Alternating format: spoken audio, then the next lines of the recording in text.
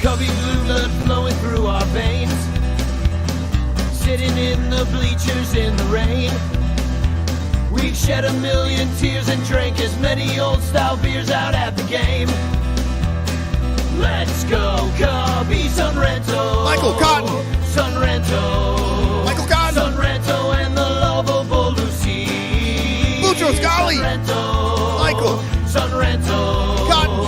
Son Ranto and the lovable Lucy. Michael Cotton. Son Ranto. Lucho Scali. Son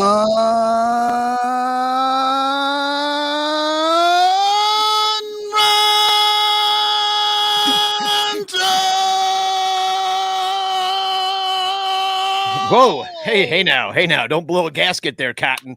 Hey, welcome to the Son Ranto Show. My name's Danny Rocket. I'm one of the hosts of the Son Ranto Show. And the scratchy, loud voice you just heard was that of Michael Cotton here tonight with us. And as always, infield fly girl joining us this evening with her I Love Baseball shirt. I'm also wearing that's an obvious shirt, is it not? It is. I've also, the obviousest of all the shirts. I'm going strap it on tonight because we're strapping on.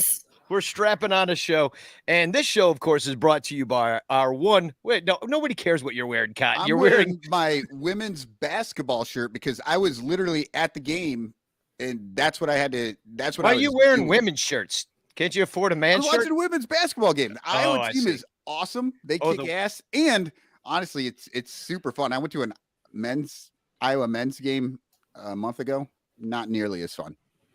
Yeah. I don't find basketball fun at all. That's why I do a baseball podcast. But no, I was making a joke that you were wearing a women's style shirt, not a women's supporting shirt. Like that, I'm all for. I'm just making a joke. Well, never mind. You don't even see the overalls, baby. Oh God, you're wearing overalls. You're off the show.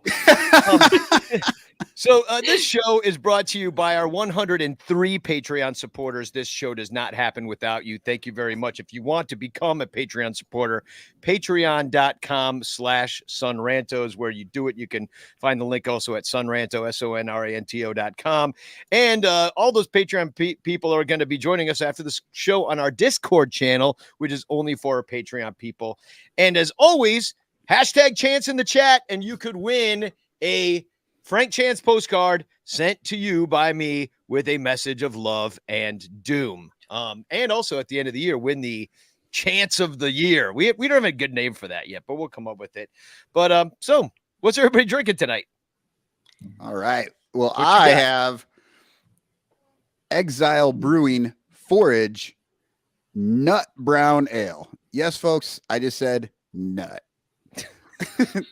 But even better, I'm drinking it out of my Swing of the Quad Cities minor league baseball team cup. One of the worst names ever for it. Like they put Swing in front of the place it was from. That was the proper way to say it, was Swing of the Quad Cities, not the Quad City Swing. It did not last long. They were a Cardinals affiliate at the time. Was it? Well, now I just hate them for that reason. That's all you need. They're a Houston affiliate now, I think. Or no, they're Kansas City Royals. I don't care about them. What do you got? What do you got, IFG? I have Alaskan Breweries Smash Galaxy. It's a double IPA, single malt, single hop, and it's a 8.5%. It's also a dollar for ABV, one of the most efficient things you can buy at Safeco. In true Mai Tai guy fashion. Me and Johnny, right. You're going to be smashed after that. Yeah, we better get to commercial soon. Yeah, I am not drinking alcohol quite yet. I've been in a real mate mood. You ever drink yerba mate with the Yum. bombilla? Like it's got a little like straw with it that strains the tea, and I put a little honey in it. The Argentinians think I'm weak for doing that, but I don't care. Okay. I like it this way, but it gives me energy all day long. It's like you can drink it's like drinking coffee all day without getting all jittery and stuff, So Interesting. just enjoy the buzz and all that. But so I'll drink later when we go on Discord. Then you guys can hear me get drunk really fast, like a true alcoholic. Just like he had only one sip and he's already slurring. What happened? So, well, welcome to the show. And I'm really excited about our guest tonight because we did a show back in 2019 together on NBC Sports Chicago. We had a lot of fun. We became good pals backstage with our good friend Luis Medina, and we got to talk baseball all the time and hang out with David Kaplan and David DeJesus all summer long. We just had such a blast, and he's just one of my favorite people on earth, and he loves Ian Happ. So he wrote an awesome article last week. I'm going to drop the link in the chat in a moment, but I wanted him to come on and talk about it. So without further ado, Mr. Michael Cerami.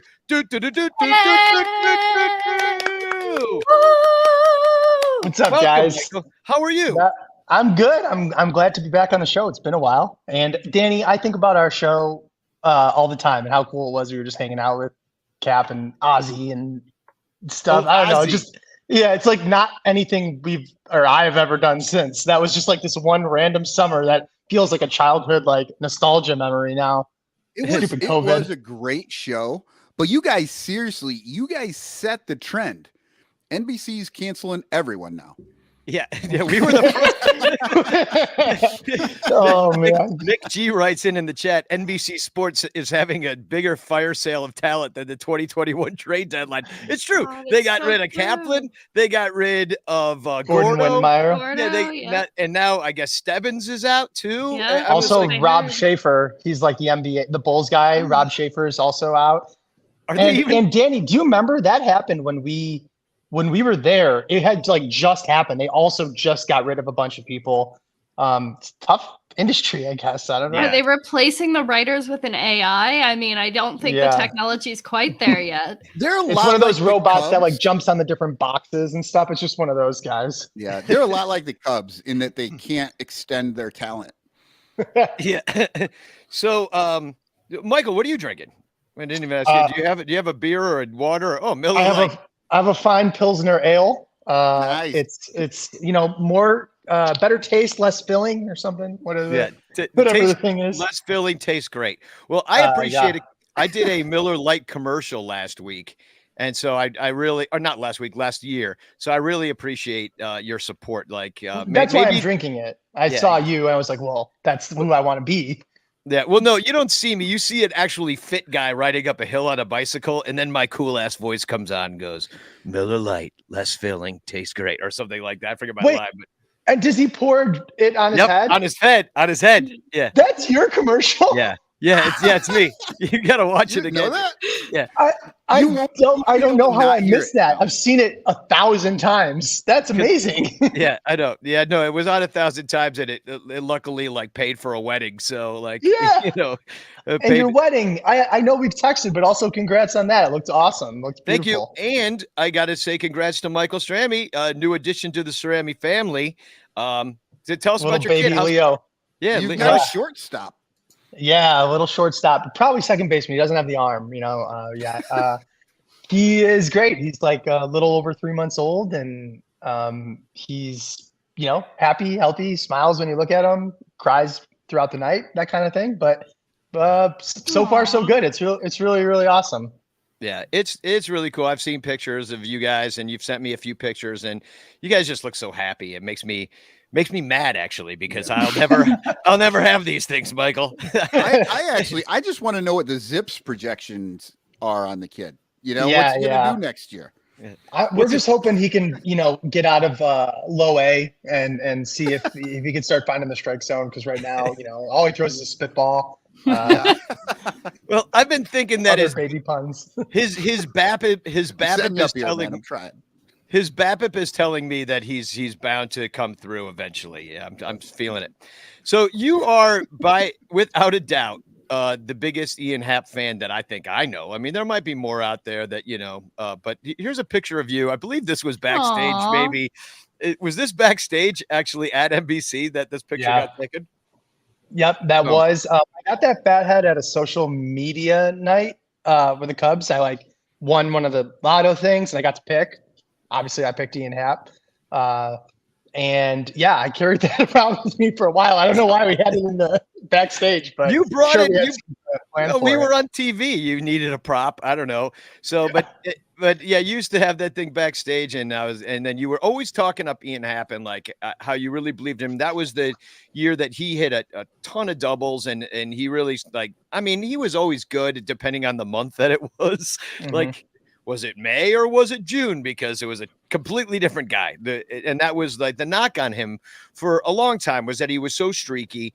And last year, he kind of was good every other month. It seemed like, but he definitely put things together for a longer period of time. Wasn't all-star, but I really enjoyed your article about his kind of mental place right now. And talk to me about, because you talked to Ian, right? And so he talked about not having to look over his shoulder and being able to play every day and what that did for him as a player. So I just wonder if you could talk a little bit about that. Yeah, definitely. And I'll say I actually texted him about 20 minutes before the show started, and I was going to throw him the link and have him surprise join and surprise all you guys. He was getting on a plane to come to Chicago for the Cubs convention, so he couldn't do it. But he was like, oh, that would have been so much fun. He's getting on a plane in like 5 hours. He's like, Son Ranto? Mm-mm. It's like, no, I know what those guys I've say heard about it. me. Yeah, no, but I mean, this is the thing about him. He tries hard to he wants to be beloved in Chicago because he loves playing for the Cubs. He genuinely does. He wants to play for the Cubs. Aw. He wants to stay here. I mean, this is not me breaking any news. He said it a bunch of times, but he said it to me too. This is where he wants to play. And the Cubs are supposed to exchange the arbitration salary figures on Friday. And that's theoretically going to kick off the process of an extension. If it's going to happen, it would happen then. I don't know. I mean, I hope they do. That's why I wrote the article. And so to answer your question, so I talked to him a little bit, and what I was curious to find out, it was like, okay, so a couple things happened last year. You hit for a little bit less power, home runs, but you still had one of your best offensive seasons, overall. It was more consistent than it ever had been. You struck out a lot less. You were suddenly extremely effective as a right-handed hitter. What happened? And he's like, dude, go look at my numbers from back to the 2021 trade deadline. I was like, okay. And I looked at all of those, and it was good for a season and a half. And I was like, whoa, I guess it was a little bit better than I realized. And he started talking about, one, he started really focusing on mental skills and being present and all of that. He works hard on that. He also said, like you kind of alluded to, Danny, that just suddenly being able to play every day and not have to worry about if you strike out 3 times, you're not going to play tomorrow. That was a huge mental shift for him. He was like, I just, Absolutely. for the first time, got to play baseball again and not have to worry about it, and focusing less about where I'm going to be penciled in and if I'm going to be penciled in. And he got set down in 2019 Yeah. for I don't know, the whole year. We on the First show, half we of the were- year. We were like, Yeah. what the hell happened? Where is Well, he? They were not bringing only up that- people nobody'd ever heard of, and he still wasn't there. I talked about that to him too the other day, because I was like, so I jumped in the lake that time he hit the home run, Yeah. He had that great season in 2018. And I was like, I remember when he first debuted, and I was like, he was kind of hot in the second half of the season, and Joe Madden was playing him. And the playoffs and the end of the season happened, and Joe Madden didn't play him at all anymore. And it was like, what's going on? And I asked him, and he was like, he just trusted his veteran guys then. I was still a rookie. Okay, fine. He goes, but the next season, remember he had that spring training where he dominated, It was hit a home so run awesome. every I single remember it. at bat. And that's why I made that bet. And I was like, come on, he's going to do it again.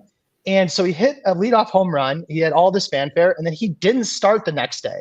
And he was like, that was like a really big, an emotional, I don't know, wave for him to overcome, because he was like, I kind of was like this first round pick, and I led off the Cubs lineup and hit a home run. Like, what else can I do to play?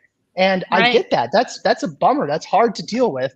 And so when they traded everybody away and he got to play a little bit more, he started just performing better because of all that. But on top of that, he worked on his mental skills. And then into the offseason, the biggest thing, he mentioned this in such passing that it blew my mind. He's like, yeah, so, I started the vision training where like I went to the specialist 4 to 5 times. And I was like, wait, hold on, what? He's like, yeah, Tommy LaStella and who else was it? Tommy LaStella and got it right here, because here's a screenshot of your article here. Do I have it in here? No, I didn't have that part. Yeah, it's Matt Duffy though. Was the other guy. Who was also a former Cub. Briefly was a Cub. But you said that that's how he improved his K rate, which came down like 10 points, or 7 points. Yeah, no, Still for sure. lot. I mean, it went from one of the worst in the league to about average, which is insane. And so, yeah, he said Duffy and LaStella sent him to this vision specialist. He went 4 or 5 times.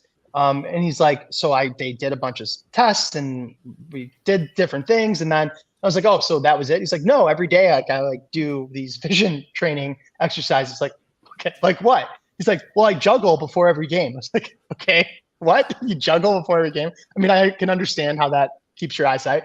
He has these cards that like help his eyes focus. I don't know exactly how they work, but he practices with those. And then when he's in the dugout on the on-deck circle, he has a sticker in his helmet, and it's like something to focus your eyes. And he does that before every single at bat. And that's cool. Lo and behold, his strikeout rate dropped insanely. And it's all about hand-eye coordination and better vision. And it's like, I mean, that's not a small deal when you have your one biggest flaw kind of evaporate with a meaningful change to something you did outside of your regular practice to make it actually better. If it changes with no explanation, well, let's talk about if that's sustainable. But if you're actually doing something, well, that's a big difference. Yeah. I would love to see what that sticker is. I know. I would totally put one inside my hat, because Yeah. I my can't right see. eye is a jacked up thing. Yeah, It says don't swing at bullshit. Exactly. Right. It does. All it does is it focuses his brain in reality. It's like, yeah, don't swing at Make bullshit. sure it's in the zone. And you made that point too, is that because of that, he also was swinging at a lot more pitches in the zone. The zone. Yeah. Because that was the knock on him too, is that he was striking out too much, and the K rate was pretty high for the majors. And then to bring that down makes all the difference. I'm going to put up a couple of stats, and this is one I really liked. Here's his home and away from last year. Okay. Home, he's slashing 308, 383, 467 for an 851 OPS. On the road, it wasn't quite as good. 236. The batting average really died, and then the OBP was 302, a lot lower. The slugging was lower, and the OPS was more like 716. So did he forget to put the stickers in his away helmets? Yeah. Well, he did talk about this, and this was another like kind of subtly fascinating thing. So I was talking to Brett about this because I was trying to figure out what exactly the answer is here. So we all know that players perform better at home, just generally speaking. It's just a general truism, better at home. And a lot of the times I think we talk about it's like you get to sleep in your own bed, you're a little bit rest, a little more familiar routine. But Happ sort of unlocked this other piece for me. He started talking about knowing how to play Wrigley offensively on certain days that he didn't understand when he was a younger player. And it was like, when the wind's blowing like this, I'm trying to do this. When there's sun this way, I'm trying to do. And he started explaining these different ways that he tries to shoot the ball the other way on certain days and the way Wrigley plays. And it's like, oh, maybe the experience at a certain ballpark is the bigger, or at least a contributing factor. Yeah. And Happ is just growing up into being a veteran player because he kind of has always been a younger player. And we lump him in with the World Series team, but he wasn't on that team. Right. He was after that. So I thought that was pretty interesting too. And a lot of that, he's like one of the best left-handed hitters at Wrigley Field in baseball. It was Danny. absolutely wild. Danny, throw that stat line up again. The home and away. Yeah. And you see what Michael's talking about is that BABIP is 384 at home and 288 away. I mean, basically 100-point difference just home and away. It's pretty impressive. And for anybody wondering, 300 is the average, right? In general. It varies by player. Like every player kind of has their average, but 300 is a good number to keep in mind. And this might be an anomaly too, is that the home runs, he actually hit more home runs away. He had 11 home runs. That's away. all Cincinnati. Yeah. It's probably like 5 of them, right? At least. But it didn't really help his slugging. Like he's still, because he was hitting, I guess. I mean, I guess it's all average. Well, he almost led the league in doubles. I think he was like 5th or 6th most doubles in baseball. And I talked to him about that, and we kind of were looking at his numbers together and realized that he made a lot of the same amount of hard contact in certain situations. It was like there was like 7 really deep doubles that might have been a homer on a different day or in a different ballpark. And if you add 7 home runs and take away 7 doubles, it's going to look like a very different season. So like, I think he was still hitting the ball hard. Because I was expecting him to tell me that, oh yeah, I totally was shooting for less power to make more contact, but that was not the case. Like that was not what he was trying to do. I think it might have just been a fluky year. And the balls were not juiced last year, right? So, I mean, for real, that's outside of Yankee Stadium. Yeah, except for Aaron Judge at bats where they were plenty juiced. Yeah, and then the other thing that I think is kind of interesting about him is the platoon stuff, and that he did become a better right-handed hitter. The power wasn't really there. He had only the 2 home runs, and then 15 from the left side. Well, actually, what I got up here, I believe, yeah, this is just last year. It couldn't be. I think I've got the wrong one up. But here's that is his platoon last year. I think that's correct. That's his last year. Okay, so so 17 home runs overall. I thought it was interesting that he also took right-handed at bats against right-handed pitchers and went 2 for 3. I happened to see that. But so most of the power is coming from the right side, but the batting average is coming from the left side, batting 305 over there. So he's putting that together too. So that was another weird one because I thought again he was going to say, "Yep, just trying to make contact," and it was the exact opposite. So he told me 2 things. One, it was well, I'm going to say 3 things. Philosophical change was what I was just getting into, and it was not just trying to make contact. I'm actually just trying to swing as hard as I can and play like a normal right-handed batter. And it's funny because in reality, that just turned into better struck baseballs and higher average, just not a ton of power. Whereas before, maybe he was just being a little too cute about it, and it wasn't working out. So the effort to just be like a regular batter and not try to just put the ball in play ended up helping him put the ball in play more often in a circular way. He also went back to his old stance mechanically, batting from the right side, which it's music to my ears when there's an improvement that matches something. How old? Because I mean, the Cubs have a new hitting coach every 7 months. He said 2017 from the right side. So you're talking 2017. So all the way back. Yep. He said he was I'm done trying to tweak this. I'm going to just how I feel comfortable as a right-handed batter. He even said it was a little bit more upright. What else was it? More upright, more of a leg kick, a little bit more closed. Sorry, it's hard to remember all the details. Yeah, closed, more of a leg kick, more closed, and more upright. And so again, when a batter actually improves and there's something you can point to that's like a real material world change, then you feel good about it, about what actually happened there.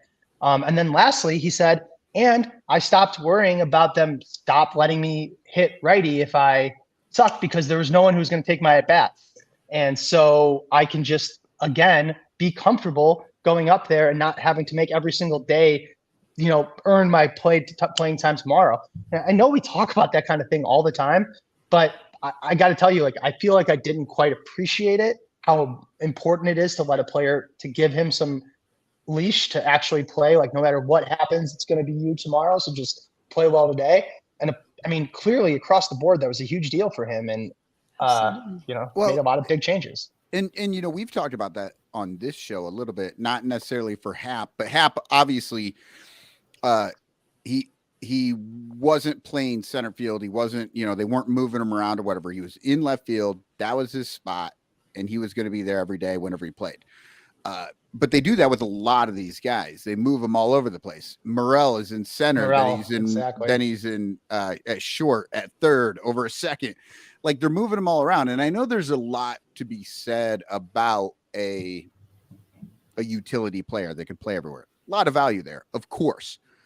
But maybe not everybody's a utility player, because it's not that easy. Maybe you can pull it off, but like what you're saying, Happ had a headspace adjustment by being allowed to do one thing every day and know what he was going to do. I mean, do you think that is something that you're seeing maybe with the rest of the team as well? Or I'm just talking out my ass. No.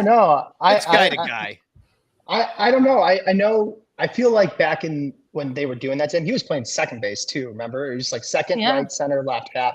I think they were like, "Oh, Ben Zobrist, next Ben Zobrist, go on." Like, everybody's Ben Zobrist now. Exactly, and that's just a testament to how good Ben Zobrist actually was, because it's not easy to do what he does or did. And I don't know if that was the best case for Happ. But then, like, here's the other thing that we kind of all gloss over a little bit.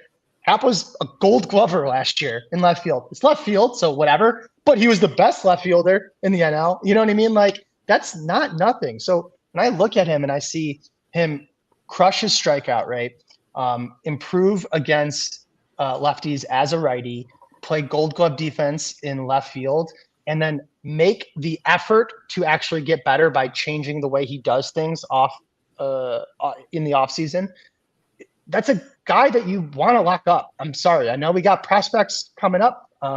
Ian Happ's 28 years old. We're worried about Brennan Davis and Alexander Canario. I mean, they're awesome. I like them.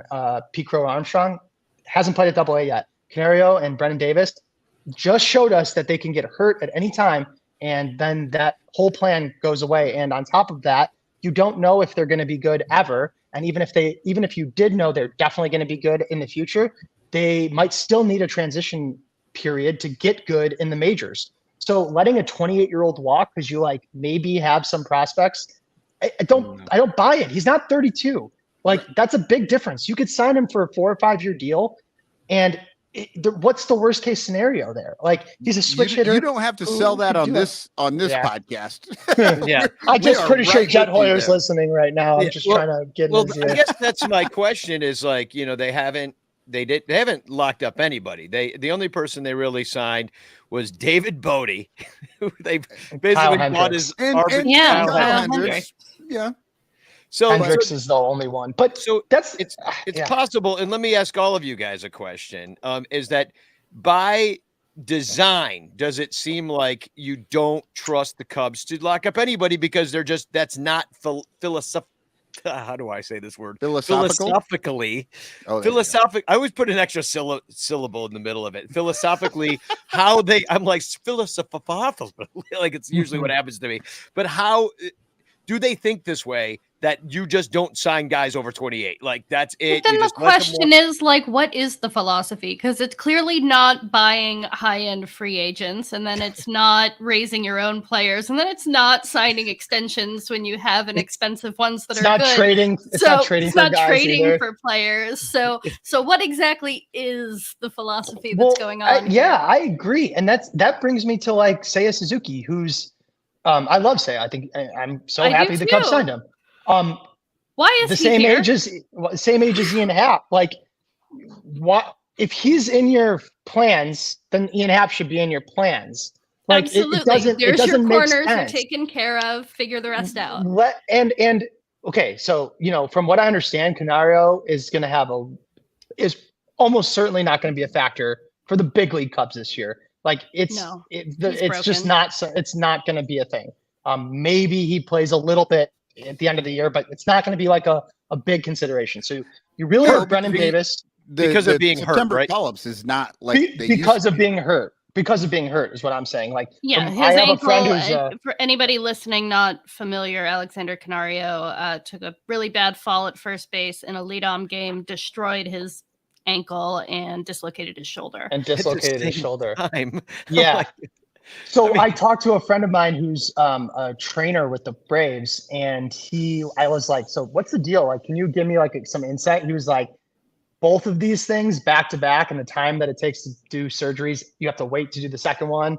He's like, he won't play before the 4th of July, and maybe he'll play after the 4th of July. So Why do you have to don't wait to count do on the it. second one? I think it's just about like different. rehab. I mean, it's the other end of the body. I don't know. Ask the doctors. How are you gonna walk on crutches if you don't have a shoulder? Yeah, you just gotta lay there. That's true. Well, it's not like the COVID and flu shot, which I made the mistake of getting the same day in two different arms. I had a hernia like and a vasectomy same day. Well, that's the same. They're cutting open that one part. They're like they're already down there. They just do both at once. Yeah, it's. I'm saying a lot of ice, Right. and I'm thinking if it's two separate parts of the body, that's easy. I don't know. I mean, yeah, I don't know. Get him a Segway. He'll be fine. Well, so anyway, little miniature horse so Canny's not gonna play next year, probably. Yeah, PCA. I mean, he's definitely, maybe he could reach the majors by the end of the year or something in some crazy aggressive, but it's not going to be right away.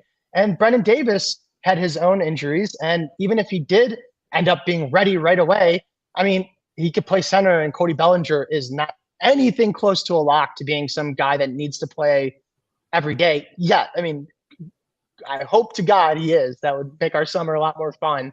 But there's also DH, and he can also play first base. So it's like, I don't know. I don't look ahead, and I see these prospects. I know that they exist, but I'm so sick of basing our entire enjoyment of the summer on like the hope that all of these, that a certain amount of prospects has a career rookie season, because that doesn't happen that often. So it's like, best get thing some we have good to look guys. forward to is maybe Pete Crow Armstrong does something good. Right. And that changes our plans for the future. Like it shouldn't. It should. Also, like, you have to take into account the veteran leadership that an older player is going to bring. So Ian Happ learns how to play Wrigley Field. Do you really want him to bring that to the Pirates or something like that? Because the Pirates are willing to spend. I mean, I doubt they would, but or any team that would be willing to spend that play the Cubs significantly, especially in the Central. Now he's going to bring all this knowledge about playing at Wrigley Field, or do you want him bestowing that knowledge upon your younger players on your team that you have for the next 6 years? Well, let me put it to you in even more like acute way for me that really bums me out about this whole thing. And it goes triple for Nico Horner, who I also really hope the Cubs extend. You know what I don't want to happen is they don't extend him this offseason. Ian Happ has a monster year, and then they go sign him next year and go for twice as much or whatever, and go like, you're welcome. It's like, no, not you're welcome. You should have done it a year ago and used that extra money to buy someone else. But again, this applies to Nico Horner way more, in my opinion, because you could get him right now for way less than you will be able to next year if he repeats the season he just had. Absolutely. You know what I'm saying? So don't sign Nico Horner to a $200 million deal next offseason and expect us to be like thrilled to buy it, because you could sign him to a $100 million deal right now, fake numbers, $100 million deal right now, and then have $100 million to spend. It's not like I don't want Nico to get paid, but this is the whole point. Sign the guy before you have to sign the guy, and everybody wants him. Seen the Braves. I was going to say the Braves. Yeah. So that's what bums me out. Oh, no, I was just being snarky. I was going to say, why sign the guy when you can wait and then not sign the guy and then let him walk away for nothing? Right. Exactly. So, and also, like, you have to consider if we talked about the prospects that might fill the shoes eventually, But I took a look at the 2024 outfielder situation. This is going to come in pretty small. I don't know if you can see it, but on the top of the list, I went by age here. Okay. On the top of the list is Cody Bellinger, who we actually have on the team for the next year in center field. And then you got Dustin Fowler, Wilmer Becerra, Ian Happ. He's he's next in age as of next year. Harrison Bader, Joey Gallo, who just got signed, Michael Conforto. It's like there's nothing here. I mean, these Conforto might not even be there. I think he has an option if he right. Jock lost. Peterson, Max Kepler. I mean, it's not like these guys stink, but like at the same time, Ian Happ is better than all these guys, and he's already here. And so and younger. Yeah. If you really have, if Brennan Davis has some monster season and also Pete Crow Armstrong is ready, then trade Brennan Davis. I don't want that. Again, you know what I'm saying though? It's like, do you think the Dodgers are ever like, we have just, one too many good players? Like, darn. No, they just have a lot of good players and they play them all. Right now we have one too many middling players, and we're not sure which middling player we'll get rid of, and we'll have an amazing season. So we're just going to keep all of them. We'll get rid of the stars, and we'll keep all the replacement level guys just because we corner the market on those and number 3 starters. It's our thing. It's different here. Yeah, it's real different. Yeah. So, and plus, like, I know he loves Chicago, and I've been looking at his face on a billboard every time I drive my car. So he's got the Restore deal. And so he got his hair did, and he got his hair done. And then we saw him today, and like it seems like he needs to get it done again. and I like the caption right there. Off-season hair, Danny. Yeah, working on it. His hair still needs to go through spring training. Yeah, his hair is going to come in the best shape of his life. Like somewhere mid, right around the beginning of May, right when the ivy turns green. When the ivy turns green, his hair will be full. Is like I want one of the giveaways should be a chia, Ian. They give it away. That's really good. Oh my God. Sponsored by Restored. Why do I have to think of all the good ideas? That is a terrifyingly good idea, Danny. It's got to happen. We need this. So yeah, I mean, I would buy it.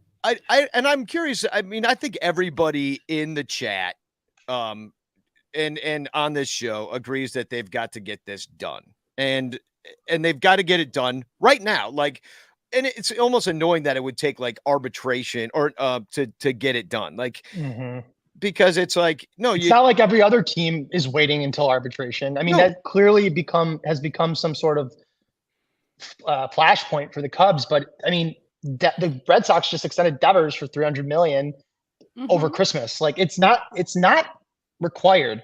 There's a lot of what the Cubs do that's good in theory, but like, I don't know. I think sometimes they limit themselves. Hold on. Let's be positive here. Michael, tell us something that they do that's good in theory. Because sure. I honestly miss that shit all the time. No. I'm over here like these fucking idiots just walk into walls looking for a door. Yeah, I hear you. I think that they are well. Okay, so what I was getting at, and then I'll give you a specific, was just generally speaking. I do think that Jed Hoyer and his front office are analytically savvy and likely in the upper 10 of baseball front offices on specifically the analytics side. Okay. That's what I think about them. I think that their issue is that they have become too beholden to it. And I'm not someone that has ever been like it's only about the scouts, but like, what I am starting to realize is like, this is supposed to be fun and not math class. And it's really has started to feel like math class, and not because advanced analytics aren't useful in assessing a player's value. It's because that is used in determining whether we're going to add fun superstars to the team. And it's like, we're missing the boat here a little bit. This Absolutely. is entertainment. It's entertainment. One thing I've been thinking about a lot. We're missing the art class. Yeah, We got exactly. the math class. And well, so That's here's fine. the things. Let's You do the guys art like, class. I read like The Athletic often, and you know what sucks is not ever seeing anything about the Cubs. And you know what was awesome? When the Cubs were great in 2016, and 2017 and 2015, they were all over MLB.com and all over The Athletic and all over ESPN. And it was fun to be a Cubs fan because you felt included in the national baseball conversation. And I have felt excluded from the national baseball conversation for so freaking long. And it's because it's not smart to sign Xander Bogaerts to a $285 million deal. But like, I don't care anymore. Like I'm not having as much fun as I was. And that's And the thing literally is, like, all this back is supposed then, to be. You know, back then we were having so much fun. I do not remember a single statistic from those days. I do not remember a single damn thing. You know what I remember? Our bullpen danced. Yeah, exactly. That was fun. Yeah. I true. get you.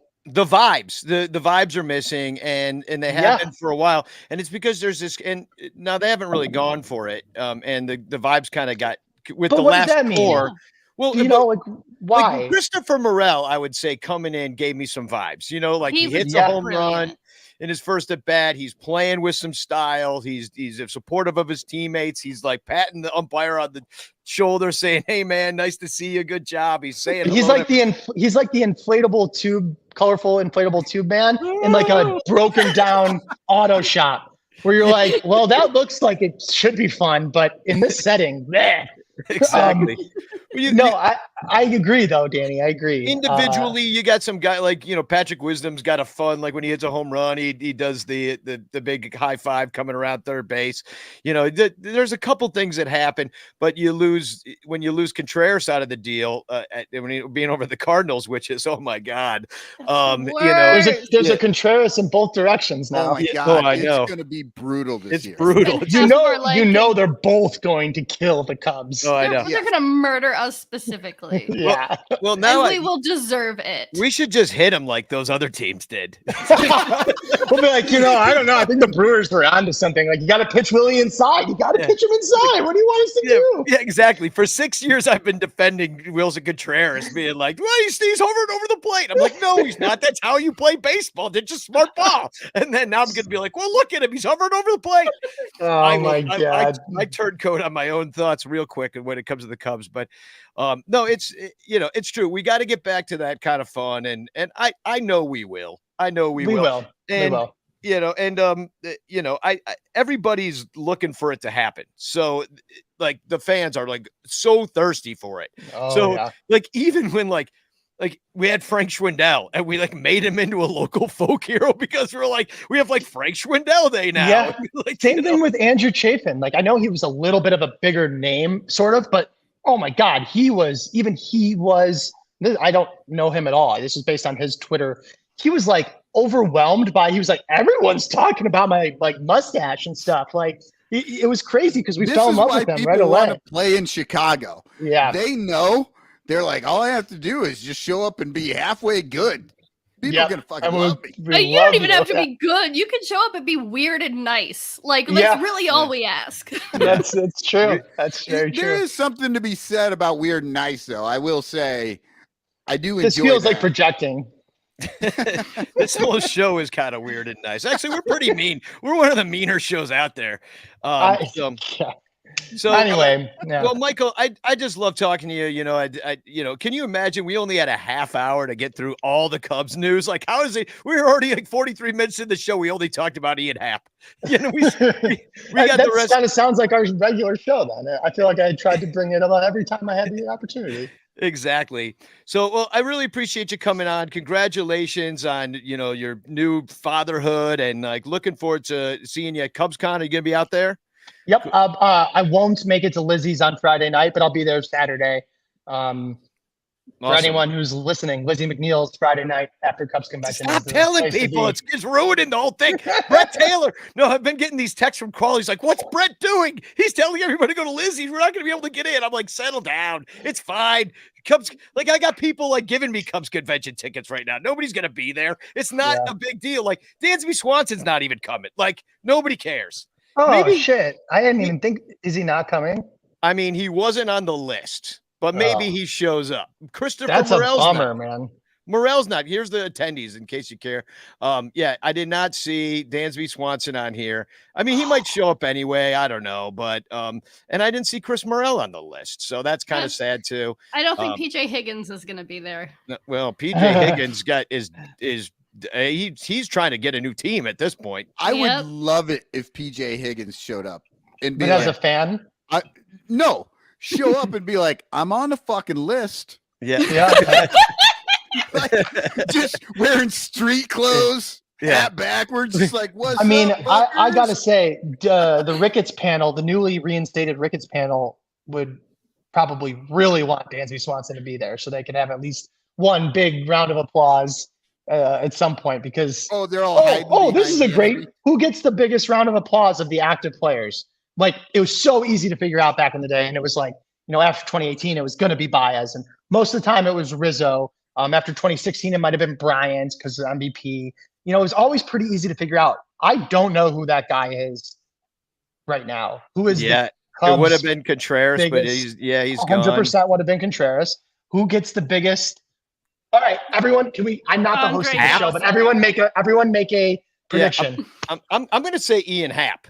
Wow. He's got the podcast. I mean, as far as the stars on the team go, I mean, if Kyle Hendricks could get a pretty big applause, but he was kind of hurt last year, but we love him from before. Yeah. And that's current Cubs. I'm going to say that Pedro Strop is going to get maybe one of the biggest applauses of anybody. Carlos Zambrano, he's going to get some whistles and some weird noises coming out of the crowd, but I can see Matt Mervis getting a pretty big he's got a following already. People just want him to be everything. He's like the best example of have a good name and it's like half the battle.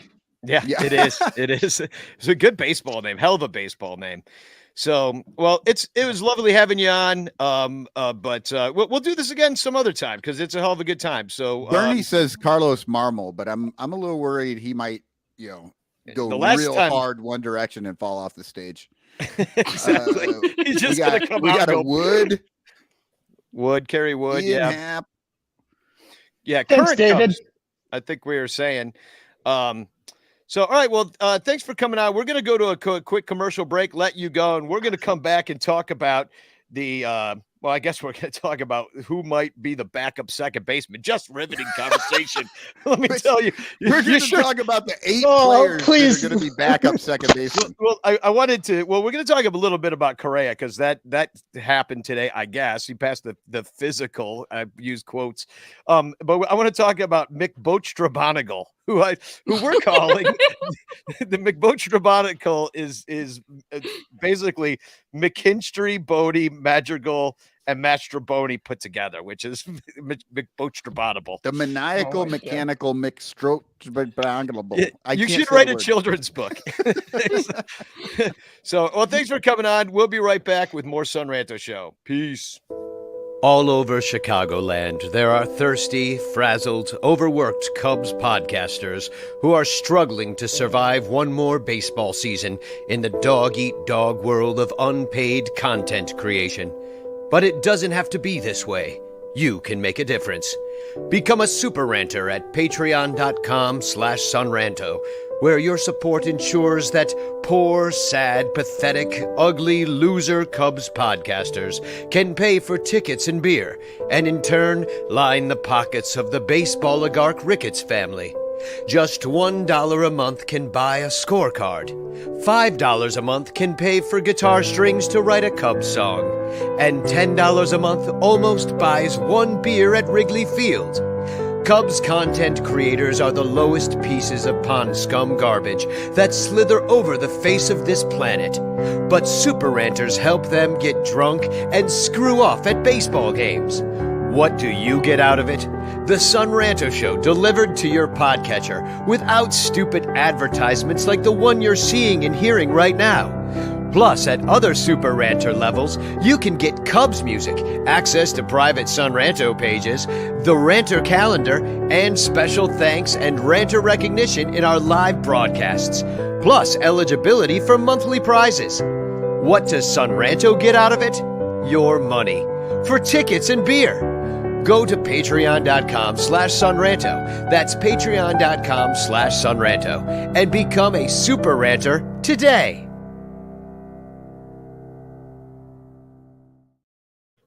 Welcome back to the Son Ranto Show. I love Mike. I love me some Michael Cerami. We just had such a fun summer together. It's just like one of those dudes that you just pick up with is right where you left off as soon as I see him. Summer loving. Tell me some more. So we got to talk about words. some of And these I signings. The signings for the 2023 season are coming in hot and heavy. We had a couple kind of finally come through. Correa, I guess it went from 12 years to 11 years down to 6 years. And it went from 360 million or something like that. I think it was somewhere around there down to 200 million. And I guess he could top out at 270 over 10 seasons if he can remain on the field. And how that looks is that Correa can earn an additional 70 million over 4 additional years if he reaches 575 plate appearances in 2028. So if his ankle holds up and he can basically play an entire season, then because 575, like that is not getting hurt pretty much. Right. Yeah. That's your regular days off, and he's going to be like, all right, I need to bat first, and I need to, he's going to be looking for at bats that year, I'll tell you that much.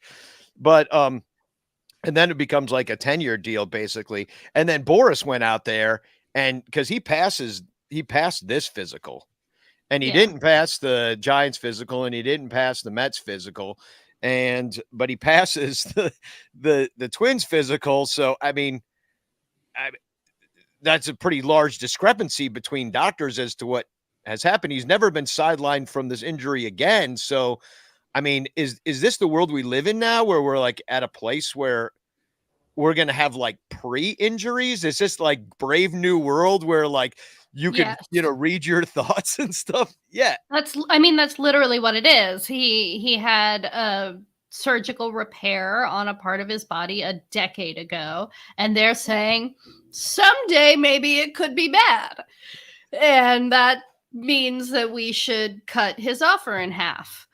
And I wonder if it's some gamesmanship on the Mets that they like said, oh, we'll do this, and then they try to like it's like get the car dealer getting you in there with the one deal and then changing the deal, work the way down a little bit, and he just wouldn't go low enough or got sick of dicking around with it. I like what Pincus says in the chat here. He says, just proves that the Target pharmacy is trash. Because, that's Target Field. So, it's a strange thing that what happened right there. And I don't know. I mean, we'll see how it plays out. I'm happy he's in Minnesota because, you got the Mets big market team. San Francisco won it a few years back. And, just for a team like Minnesota, they play the White Sox. So that's kind of funny because like all the White Sox fans like, damn it, he's in their division. And then because you still got Cleveland kind of, they're the ones that made it last year. So just makes it all the more tough for the White Sox, which as a Cubs fan, I'm all for. But I mean, does it bother you at all? And I want to hear from you in the chat that the Cubs aren't in on a deal like this. And I know we just got Swanson, but Correa could play third. Does it bother you that we didn't do it? Well, isn't it still more money and more years than the Cubs were willing to give anybody? Well, it's more than it's stupid. It's more than they gave Dansby. That's for sure. So Pincus says he's broken in a year or two. And also, like, I know that the Bleacher Jeff is like, I don't like his attitude. I don't like him coming in here being like, I'm Armani and they're Kmart, blah, blah, blah. Like that whole thing about him valuing himself like higher than he should be. But he's a hell of a ball player. Was definitely the best shortstop on the market that we could have gotten. I honestly think that these teams just sort of got cold feet and just looked for anything, look for anything that they could, turn around on and say, I don't know about the Mets though. I don't know if the Mets did because they already knew. But the Mets didn't win. And then all of a sudden, by the time they got him, they had already signed, somebody, then they were in for like fucking $500 million with him or $750 million.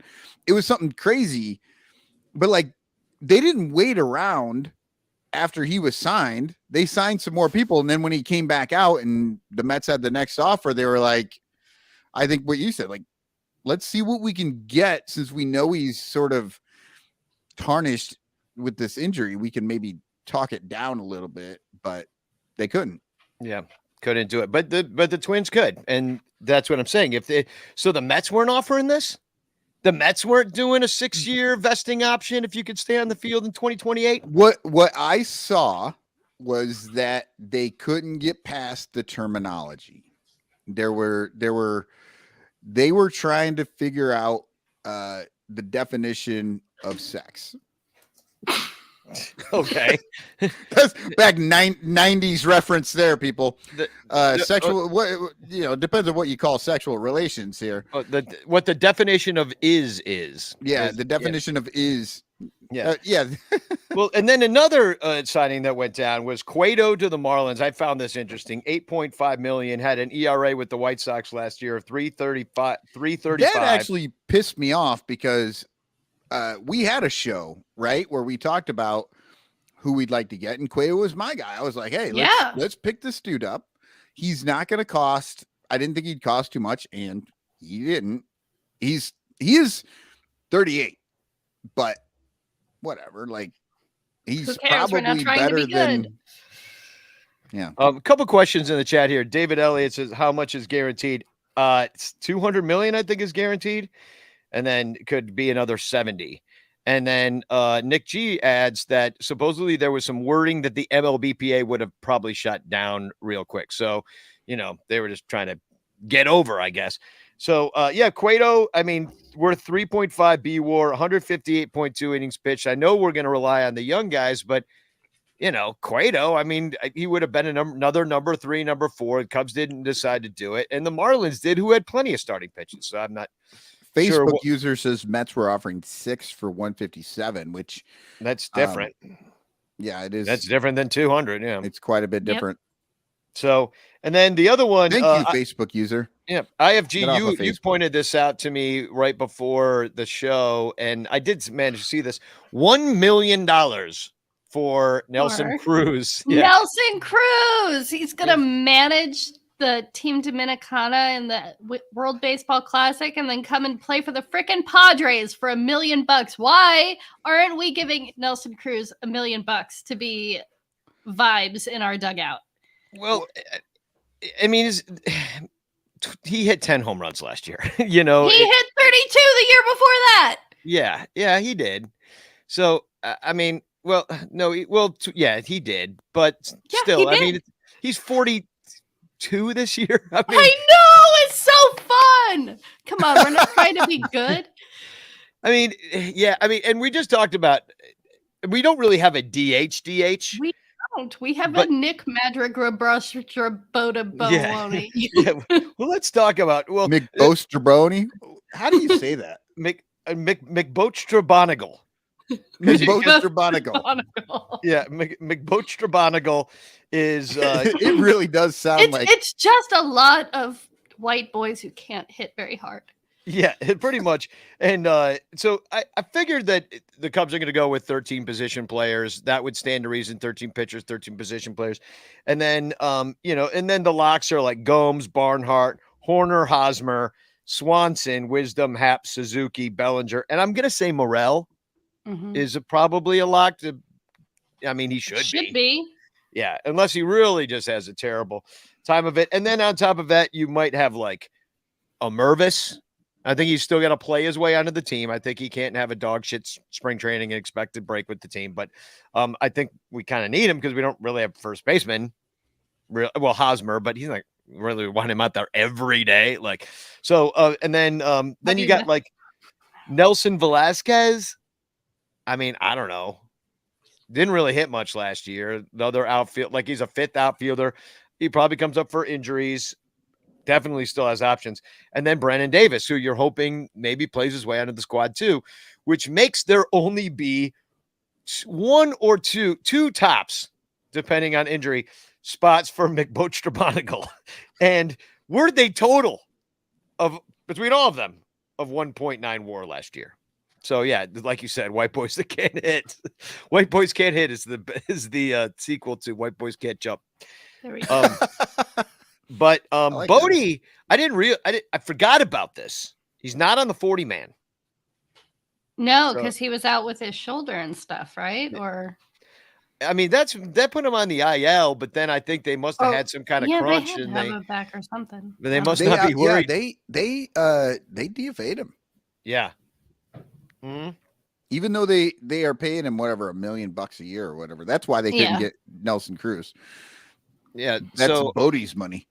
yeah. So I mean, is he just? He's but got the did he- piggy bank.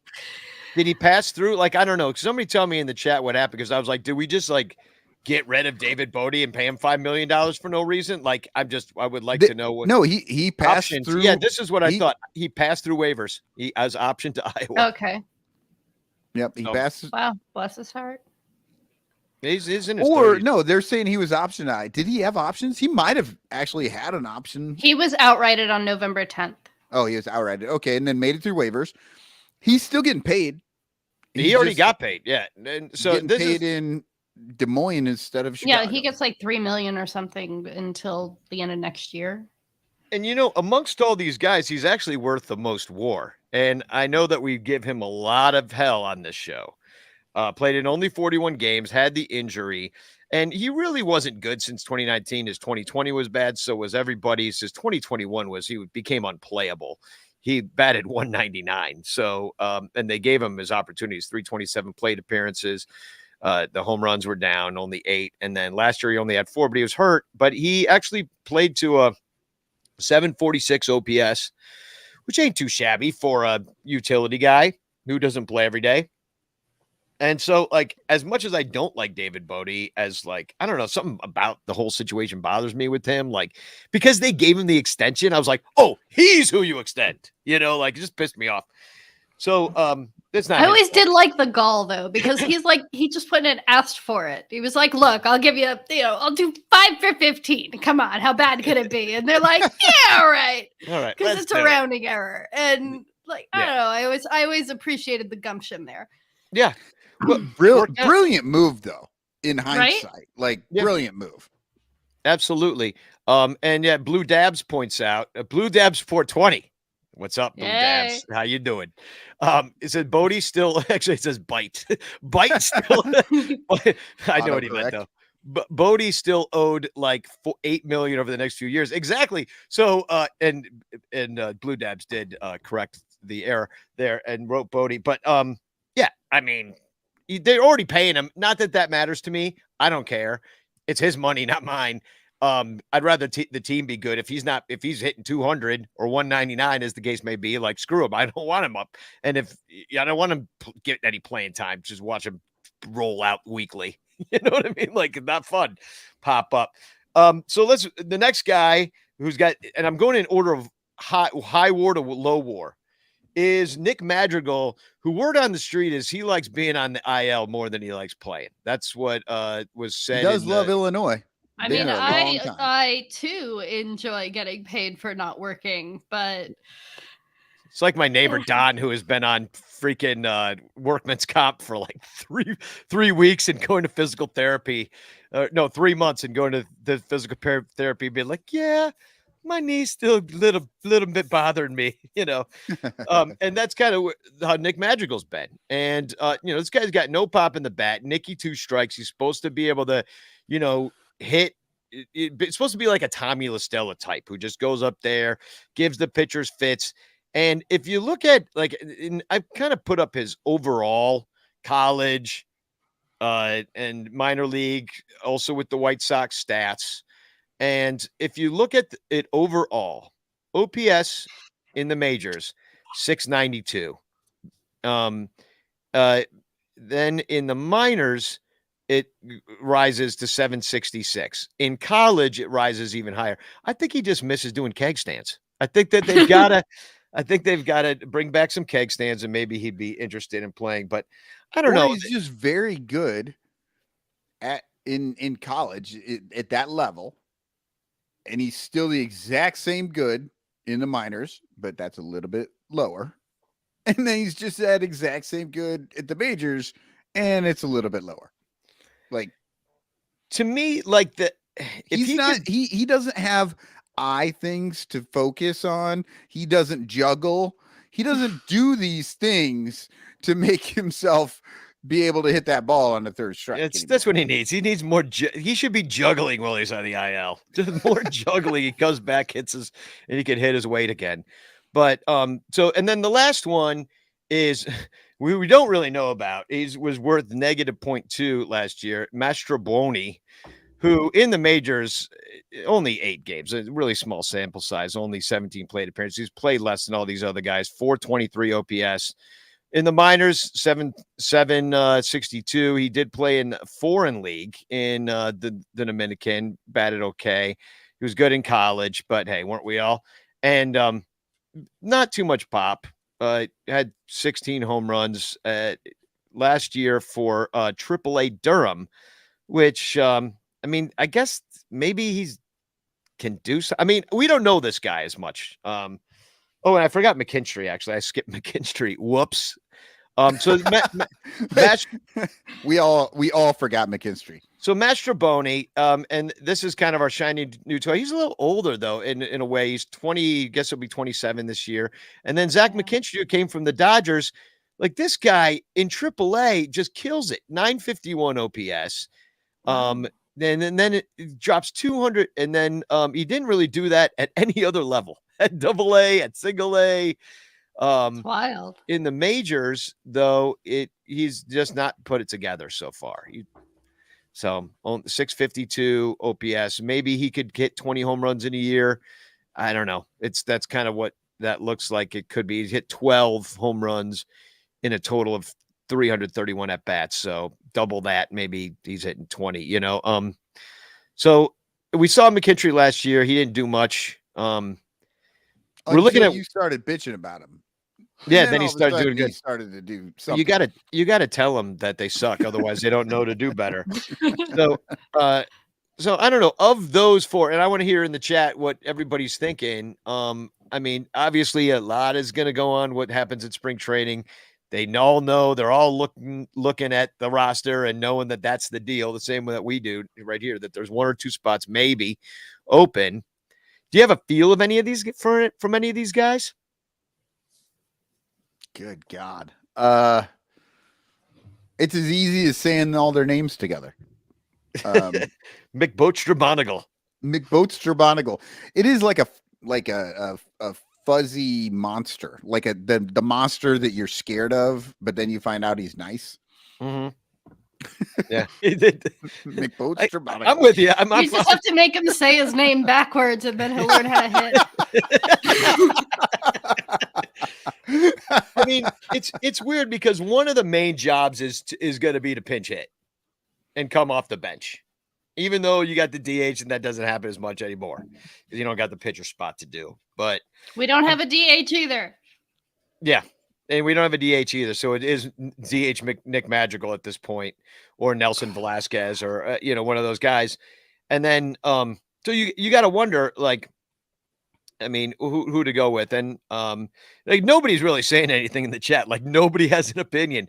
It's because none of it's good at all. And that's what I'm saying. They're all trying to say McBoatstrabonigal. Yeah. They're all just sitting there. They've stopped listening to us just over and over. McBoatstrabonigal. So, I mean, and it sounds like the new history teacher at Hogwarts. So Clint says, I think McKinstry and Velasquez are safe. Yeah, I mean, it could be. They played McKinstry. They certainly love McKinstry for some reason. They gave him a lot of opportunity last year. Morel was on the bench more after McKinstry came in. Like they started to sit Morel a lot to give McKinstry the at-bats, which I never understood and don't agree with. Yeah, that's weird. Yeah, I mean, they're trying to get something out of these guys, but if you want to give this guy why do you even go pick up a Mastrobuoni to just make your life harder and to make our monster cuter. I don't know what They're what the yeah, point I is. don't know. They're hoping this is what they do. Maybe we'll pick up this guy who has this one thing that may pop, and if it does, we can trade him for something, or yeah, It'll be a while though. He's got to get playing time to get that to happen. We don't want it's a that. flyer that they didn't worry about. I mean, Yeah. It's spring training. It's like we'll be looking at McBook all spring. It's like one of the main storylines of spring is which one of these guys will make it. And if we got Correa, it wouldn't even come up. These guys wouldn't even be a part of the conversation unless there was an injury. So, and in fact, that's an interesting thought. If in the chaos universe in which we did sign Correa, do they just pay David Bodie to go home, or? Well, they already kind of did. They DFA'd him and already gave him his millions. I mean, they owe him money. I mean, we always make the joke that Ricketts is like, hey, we already paid him, get him out there. But they didn't do that with Hayward. Instead, they just got Hayward younger Hayward. I know. Instead, they paid an extra $17.5 million to put a guy in center field instead of right that hits like Hayward. Yeah. And David Elliott says Jed Hoyer loves those dollar scratch off cards. He gets a ton of them and see if they seem special, if it sort of works, but why even buy the $5 cards? Yeah. I mean, it's true. I mean, that's what it seems like. I mean, someone's getting released eventually because they can't all make it on we got this crappy 40-man roster crunch of mediocrity. It's driving me nuts. So would you rather release Bodie or Madrigal? I mean, I'm going to say Madrigal because Bodie has shown at least some, ability to show up at times. Madrigal really is not. I don't know. He's injured. Well, fine, but he wasn't always injured. In the days that he's not injured, he's not doing anything. He's trying to get injured. Does the Bodie slam still buy you the space? Yeah. Just flying around like an airplane. I loved that. That's still. We all loved it, but it's the only thing that guy ever did. And then the next day he's like, give me $10 million. He actually showed up in a few, late game spots and did some stuff. He was actually better in certain situations than any of his numbers would ever say. But the numbers are just bad the rest of the time, Okay, but see, Facebook user here says Madrigal had a horrible bobblehead and David Bodie had the Bodie McBoatface bobblehead. So that's another point in David's favor. There you go. True. Yeah.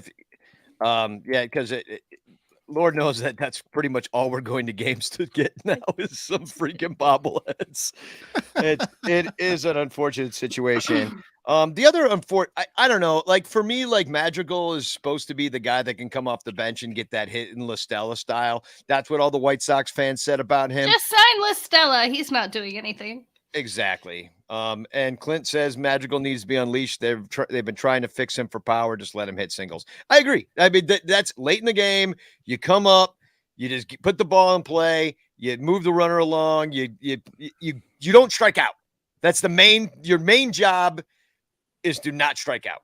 And so if whichever guy strikes out the least, and I'm thinking it's Madrigal, but I don't know. I'm interested to see in spring. I'm just looking at all these I got to look back at it, the McBoatface and of the world and see, what I'm going to be watching it all spring. Every time one of those guys come up to bat, I'll be judging them harshly. So PJ Higgins chose to not accept his assignment, and he's going to go and try to do free agency. So good luck to him. Kind of sad situation, but if there's only one spot open and McBoatface's going to get one of them. Well, and why continue on with what he's doing? He wasn't great last year, but he played okay. And they replaced him with Tucker Barnhart, who's 10 years older than him. And they just, I mean, it was very rude. And I wish PJ the best. And I'm very sad. Right. And he should leave. Yeah. I would.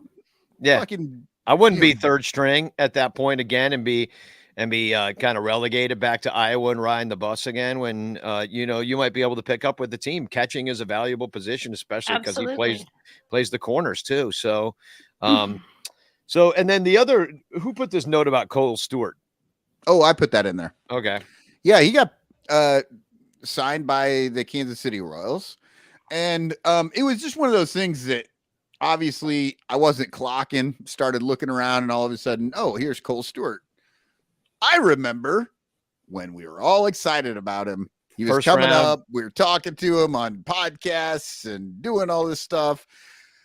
It's just another reminder. The guy was he was a number 4 pick back in 2013. And, he was fine.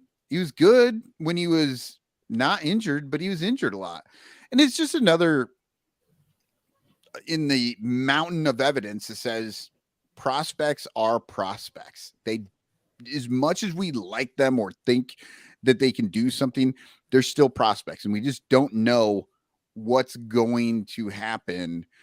And, more power to the guy. I'm glad he got picked up by somebody, but this was a guy just a couple years ago that we were starting to get a little bit excited about, right? And kind of. I mean, people were talking about him. Like, people were like, he was on the radar of a guy who's going to come up. And I think he pitched. I feel like they're all named 75 Cole. innings for the Cubs. Isn't everybody named Cole these days, though? Aren't all the young pitchers named Cole? Pretty much KOHL. Yeah, but it's COLE, and he went with the KOHL because his mother had all that Cole's cash. Yeah, well, because of that, they're paying him in Cole's cash. Unfortunately, I had no idea you had that. Yeah, well, of course, I saw that Cole was on there. I'm like, oh, I got to get a Cole's cash drop. I really do. Well, we're going to take another quick commercial break, and we're going to come back, and we're going to preview. Oh, shit. Did John we had Cole Franklin on the show. Yes, we had Cole Franklin, not Cole Stewart. Yeah, that's what I was like. I don't remember Cole Stewart being on the show. I remember Cole. Yeah. But Cole Stewart pitched for the Cubs. Yeah, he did. Yeah, we had 2 Coles. Mm-hmm. Yeah. No, we had the same fucking way. Yeah. Mm-hmm. It's amazing. Christ. Yeah. What the fuck is going on with this team? Yeah. Exactly. That's why maybe they really did have Cole's cash. Yeah, that's why we have the show, is to figure out what the fuck is going on with this team. But I'm so embarrassed right now because I absolutely was thinking about Cole Franklin. Hey, well, when I saw Cole Stewart. I still got to use my Cole's cash drops. But I looked it up and I haven't heard of Cole Franklin in fucking a long time, and I looked and like Cole Stewart pitched for the Cubs, and I'm like, well, of course it's got to be the same person, right? How many Coles could there be? How many KOHLs could there be? They're all named Cole. I didn't know why you put this. I'm like, who cares about Cole Stewart? Well, Michael must have been really into him, following his career down there. I know all these guys by their first names, Danny. Yeah. I haven't clocked. First name basis. Well, I hope you're using Son Ranto stuff, because that's the new place that all our Amazon stuff is. If you buy stuff on Amazon, you should be going to sonranto.com/stuff. Here's a commercial to remind you. Stuff. Hey, Cubs fans, at Amazon.com, do you buy lots of stuff? Why not support the Son Ranto Show by shopping through sonranto.com/stuff? All you gotta do is fill your cart at Amazon with lots of stuff. Then before you check out with all of that wonderful stuff, head on over to sonranto.com/stuff and click any of our Amazon links before you buy your stuff. Check out like you normally would with all that beautiful stuff. And the Son Ranto Show will get a small kickback because of the stuff you bought. And you'll be helping the Son Ranto Show buy all the stuff we need to stay on the air talking about the Cubs and other stuff. Plus, you could win a monthly prize if some of your stuff is chosen for Amazon stuff of the month. And if you win, we'll send you more stuff. sonranto.com/stuff. sonranto.com/stuff. That address again is sonranto.com/stuff.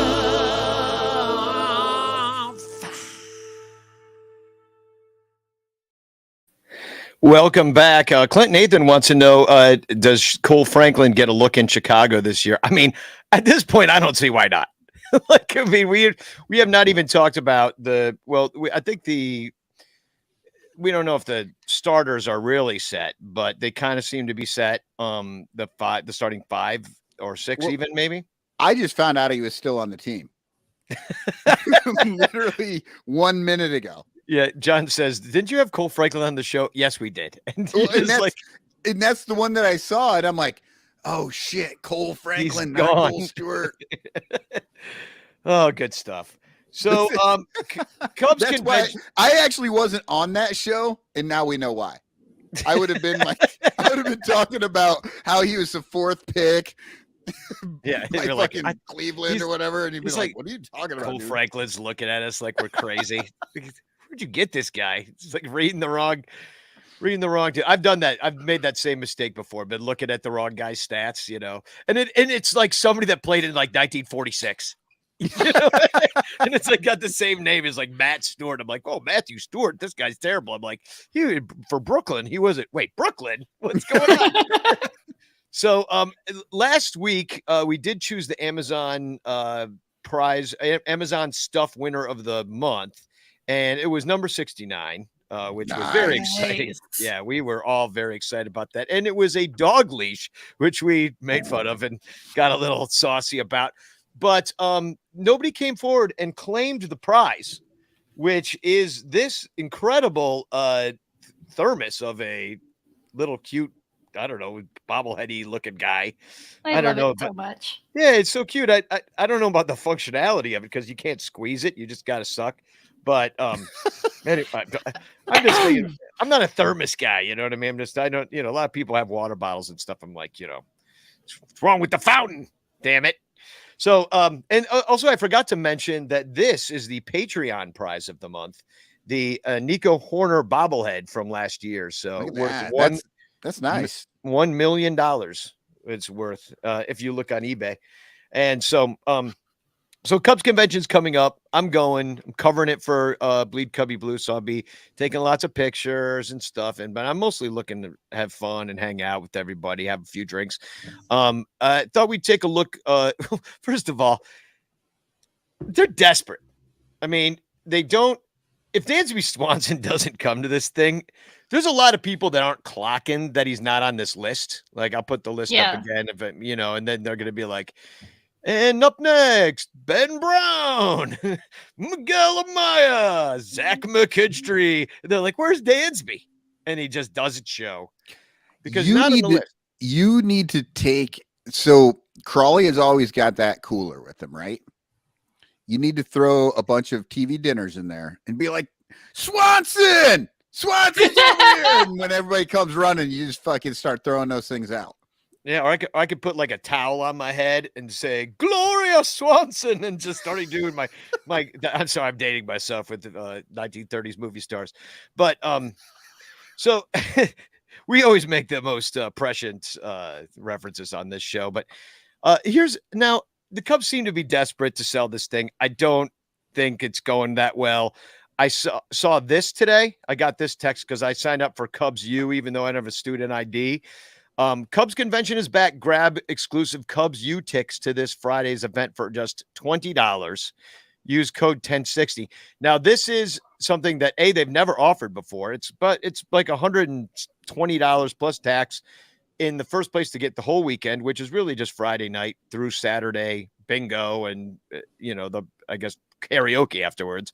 There really is no Sunday to speak of like there has been in years past. So they're charging double, giving less, and now they're offering Friday only for $50 to your average attendee, $20 to a student, just to get people to come. And I mean, that's just reeks of desperation to me. But I mean, call me crazy, but maybe the best way to sell your event is not by like tweeting out David Ross's bald head. Like, Come. Like- I mean, that's what they did. With the Cubs U ticket. Like, what does that even mean? It's if you're a student, you can sign up. I don't It's even know just how much cheaper. you have to prove it. I mean, is it the same access as a regular ticket, or is it limited to certain events? Probably it's just a student pricing. Well, Okay, here's the so thing it's about just Cubs. student pricing. So Student- I thought maybe you'd get one of those hats. You know, like I got that like Corey Furlow gave me that Hawkeye Cubs hat. There's a Thought tiny maybe little something like that. There's a tiny little bag. There used to be like maybe a calendar with a bunch of ads in it, and then a lot of paid for swag bag kind of stuff, like a pen from Myrtle Beach, or it's just stupid convention crap that you hold on to until you toss it because it's just plastic garbage. So yeah, so I don't know what this is the first one back. I know people are excited. I'm excited to see all the people, but let me put up the schedule. And there's a red carpet special.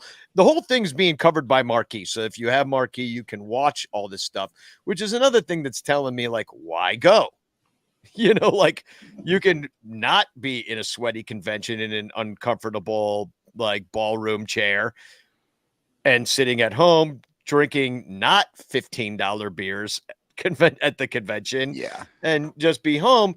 No, it's about seeing the people, but we got the red carpet special, which that's new. I don't know how that's going to work, so I'll let y'all know next week how it works when we do our show. And then opening ceremony off the mound with Ryan Dempster, which usually I'll catch a little bit. Opening ceremony, by the way, is where Tom Ricketts got booed when he announced the marquee.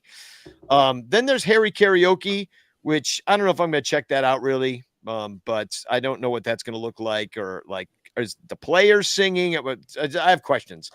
First thing Saturday morning is the Ricketts family session. It is back. They have, I still don't believe they're all showing up. I think it's gonna be Laura, a couple of the children, like some cousins. They'll all be Ricketts. It just won't be the Ricketts that you want to see. And yell at. Baseball operations with Hoyer and Hawkins, Ross and the coaches. There's going to be a live recording of the compound with Ian Happ and some of his teammates. I guess he's going to do it without Dakota and Zach. Then on the mound, pitching staff, some of the members of our pitching staff, business operations with Prank Kenny, a kids only press conference, which those always get a lot of good sound bites because the kids are cute and the players are fun with them and stuff. The road to Wrigley, where you have their minor league prospects, Cubs bingo, Harry Karaoke, and then Sunday sessions have been replaced by a youth baseball clinic, which is pretty cool for if you got kids. And I think that's a different price and a different situation. I mean, I don't know if there's going to be any groundbreaking news that's kind of dropped here, but follow my socials, follow Crawley too. Crawley's pretty much in every one of these things, writing down things. He's already today he's writing his questions. He's like figuring out, he's editing, moving things around, reading books of how to win friends. I love it. Yeah, no. And then there's Ronnie Woo Woo will get up and ask a question every now and again. Hopefully Crazy Hat Lady made it through COVID. We haven't seen her. I heard Ronnie Woo Woo is maybe not going because he's worried about COVID. That is true. Yeah, that is true. He is very old. Like from the last time he was old, the last time they held one of these, and now he's very old. Pinkus writes in, it'll be Papa Joe and he'll speak like a reptilian. That'd be awesome if he just came up and like his lizard came out and he unzipped his skin, started speaking in tongues. So yeah, I mean, I'm looking forward to just kind of seeing what all the new things are going on, but I'm mostly looking forward to seeing everybody. So if you are going to this, please hang out. Please look me up, tweet at me. Let's get together, have a beer, and just looking forward to seeing everybody and just being back. And I will be at Lizzie McNeil's at least briefly. If that doesn't work out, I'll tweet where I'm going. Because I swear to God, I do think that Brett Taylor was an idiot for freaking telling everybody is like on Twitter. He's got 50,000 followers, and he's like, everybody come to Lizzie's. I'm like, whoa. This Right. is not, this is, you got a lot of well wishers, Brett. So yeah, you're supposed to send them to like the Cubby Bear or something, like some far away. Yeah. So, and the other bit of Cubs news that dropped this week, and I don't know how anybody feels about this, is that the Cubs switched from Pepsi to Coke. Did you guys hear this? Fucking Wow. Been Yeah, Pepsi my whole life. I put out a tweet that said, tell me you're done signing anybody without telling me you're done signing anybody. And it was fucking Cubs announcing that they're switching to Coke. Like IFG, you drink Coke, Pepsi? I spent 7 years with a traveling Renaissance festival, and the Renaissance festival is a Pepsi circuit. So, like, I have I thought you were Diet going to tell me you Pepsi like made your own running root through beer. my veins.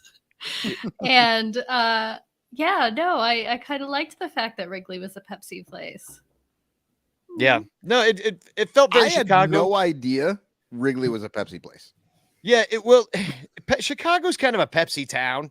It was always a little cheaper than Coke. Well, it's weird. Like, I have my own personal Pepsi memories, and that is like, we basically, when you're a kid and you're broke, and all we do is like walk around the streets looking for money on the ground. Like, we had nothing to do. We're like, maybe we'll find a dime, like, or you'd have such little change, like, you'd get to keep the change from like running to get your mom cigarettes or, something like that. Yeah. And so, so we'd always have like a little bit of change, and we could buy a Pepsi at the liquor store for 35 cents or something like that. And then we get a dime back with the deposit. So it was a quarter Pepsi. We were like, so that's why we were Pepsi kids. We always drank Pepsi, and we got it in the bottle, the old long bottle. Yeah. And my aunts drank Pepsi until Tab was invented. And then they all moved over to Tab. And then, so it's kind of and then with the pizza, you get the free RC. So it's just like Chicago is just not a Coke town. It's just not that way.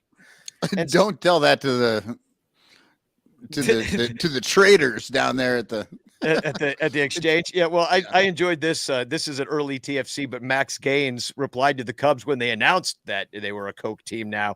And they said, going to need some of Tony Montana's Coke if you want anyone to honestly think the offense is going to be good this season. That's a good line. Well, they need that Coke. They need Tony Montana's Coke in the clubhouse. And I don't drink either. I like what Vince Shumate says, go with the best and screw the rest. Get Dr. Pepper. I agree with that. I'm a Dr. Pepper guy. If I'm like getting it out of the fountain or something, I'll get a Dr. Pepper. I'll get a root beer. Good point. Bernie Barron says I drink Mountain Dew at Cubs games. See, I'm a Diet Dew guy. I drink Diet Dew almost exclusively. Little Diet Cherry 7-Up is good. Oh, that's good stuff. Yeah. Yeah. I'm a ginger ale guy. They never have that over there. They had like some like Sierra Mist kind of thing going on. Facebook users going to stick it to the man.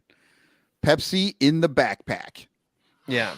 Well, you can, and you can't bring a backpack, not a big one anyway, but there are bag size limits, and they change those rules all the time. And so with being a Coke establishment now, one of the things that people don't necessarily know is that you can bring in a container, like a plastic container, not glass, but that's still screwed on. So it's got to be screwed on and like, factory steel. Yeah, it's got to be new. It can't be that little guy that Danny held up earlier. Yeah, no, you can't just walk up with like your own thermos, like, it's like, I don't know. It seems like to be the end of the new generation, I guess, to use an old 80s commercial reference. Isn't that the voice of the new generation? Wasn't that the Pepsi generation? Yeah, we were the Pepsi generation, and I guess now Coke is it, and we're going to teach the world to sing in perfect harmony. I mean, so you can bring in your own drinks is all I'm saying. You can bring a ginger ale if you want. You can bring a Dr. Pepper. I bring a Gatorade all the time, Since we're talking about that right now, the Coke thing, Cubs announced that, and they did the Teach the World to Sing, and they had all the different, shots of fans at Wrigley cheering the team. It wasn't from last year because there was way too many fans. But my TFC comes from that. So I'll put it up here right now. Old Greg B. Curtis, really putting it out there. Amazing how many more fans wear shirts. Skin cancer warnings? or shirts are just better? Asking the questions that everybody's wondering when they're watching the Coke commercial. Are shirts better than skin cancer? Huh. It was the weirdest fucking. That guy, that is somebody who is just straight up offended that the Bleacher Bums have put shirts on in the last 30 years. That was his thing. That's his little fetish. Like I'm never going again. They're all wearing shirts. Yeah. That's hilarious. So, and then the last thing I wanted to get to before we do have one more little break. I've got a new kind of little commercial segment. It's not a real commercial, but I think you guys will enjoy. It's a brand new song I wrote, where it's kind of like pass the collection plate at church. Like that's kind of what it'll act as. But we'll get to that in a second. We had we did this a while ago, and it was reviews of Wrigley Fields, bad reviews of Wrigley Fields. Remember doing this on the show, Michael, Yes. like a couple of times. And I asked, this one is from, I asked IFG to read this one, and I'll put it up on the screen, but I think we need a little background music for it. Something kind of nice, like maybe this would be good. This has a good vibe to it. Can you guys hear that okay? Okay. So I'm gonna put it up. So IFG, why don't you read us Becca Danforth's review of Wrigley Field from 6 months previous? Wrigley Field is by far the worst professional baseball field organization I have ever visited. They have zero ability to be on the same page. I helped collect some cups for the famous snake, which I was told happens every game. Shortly after, I was escorted out by 4 men out of the stadium. Keep in mind, I flew to Chicago just to visit Wrigley and see my team play. Oh, also, the Snake of Cups kept going because my friends stayed in the game. An absolute disrespectful, irrational organization that needs help when it comes to understanding. My friends and I paid a lot of money to visit, and they didn't listen to a word when it came to explanation. I am extremely upset and disturbed by the organization that is allowing these individuals to run the stadium. Please take better care of your guests who pay $900 plus for a flight and $200 plus for a ticket to finally visit Wrigley. It has always been on my bucket list, and I can sadly check it off my bucket list as one of the worst experiences I have ever had. Do better for the people who love the game of baseball. Yeah, Becca, you tell them. You tell them, Becca. Fucking Becca spent $1,100 to make a fucking cup snake. That was her whole job. I'm coming for the cup snakes. You know, I mean, Becca, if you're watching right now, you know, you got to hang out with us. You know, you don't need to be making no snakes. Yeah. We'll be chopping snakes together, and I'll get you in way cheaper. So you didn't have to spend $1,100 on this. $1,100. She went in there, got tossed for her shitty cup snake. No, Michael, I did see that you happened to review Wrigley Field. And yeah, I'll read this one. You're posting as Charlie Living Past 27, and you gave 1 star to Wrigley Field and said, sad to see them quit playing baseball and start using the designated hitter. I bleed Cubby Blue and haven't watched a game since. So I guess because we're calling you Charlie from now on. I'm with it. Yeah. Chuck you Farley. I'm right there. So I hope you've enjoyed the show tonight. I know I have. We're going to get some announcements. We're going to do #chance in the chat for your chance to win the chance. Oh, I was going to show this earlier too. I bought this and it just came today. Oh, cool. It's one of those little bags. Yeah. And it's on the Spreadshirt store. Yeah, we got a Spreadshirt store. That's you can find that on sonranto.com, and we got all sorts of crap over there. Yeah, so you get nobody buys except for Michael.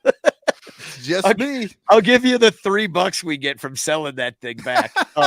And I will add the $3. I bought 2 of them, Danny. I bought a $6. a blue one for my son as well. Cool. I will send it to you on your Venmo.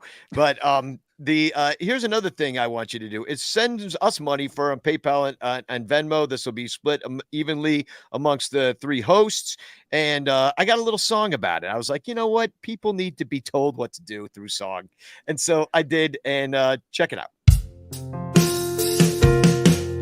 It's the time in the Son Ranto Show where you can show your love for wasting another perfect night just talking about the Cubs.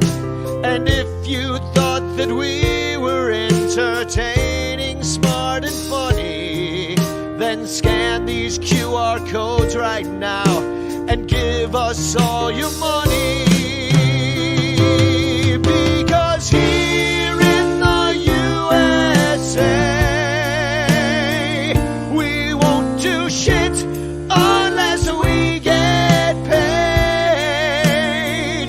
Won't you support Son Ranto today? Please scan the codes for Son Ranto. Give all your dough to Son Ranto.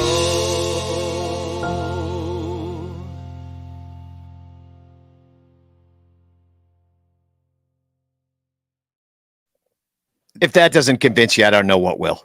That was excellent. That had the real like teach the world to sing vibe going. Yeah. I wanted to write kind of a proud to be an American. That's what I was thinking when I was walking around. I was like, I'm going to mix proud to be an American with like we are the world. And then I'm going to throw a little born again Christian music, it like kind of vibe to it too. Yeah, exactly. Robert Sanchez, very strange we are the world vibe. Exactly.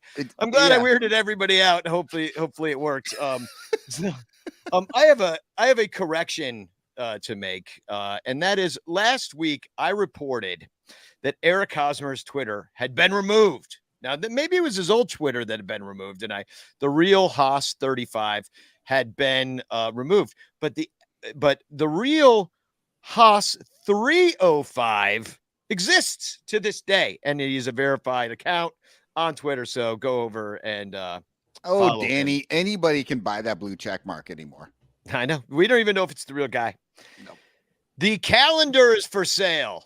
The Son Ranto Ranter calendar is for sale. I put it up on the sonranto.com/calendar. I'm about to drop a link in the chat. And what you've got to do is you label your picture with your name and birthday after you buy the calendar, and you send that to me if you want at sonranto@gmail.com.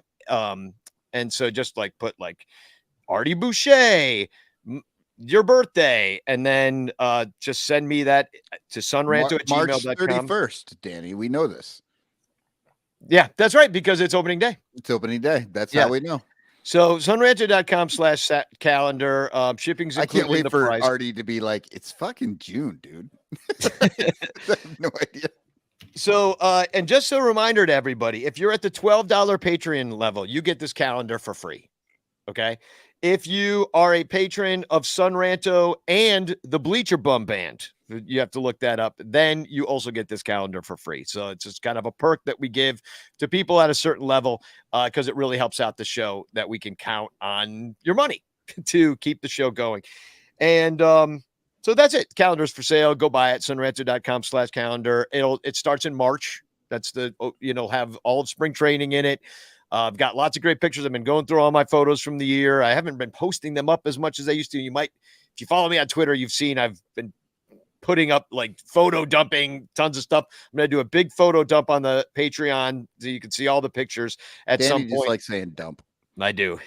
I'm dropping a link in the chat. So sonranto.com/calendar. It's going to be great. It gets better every year.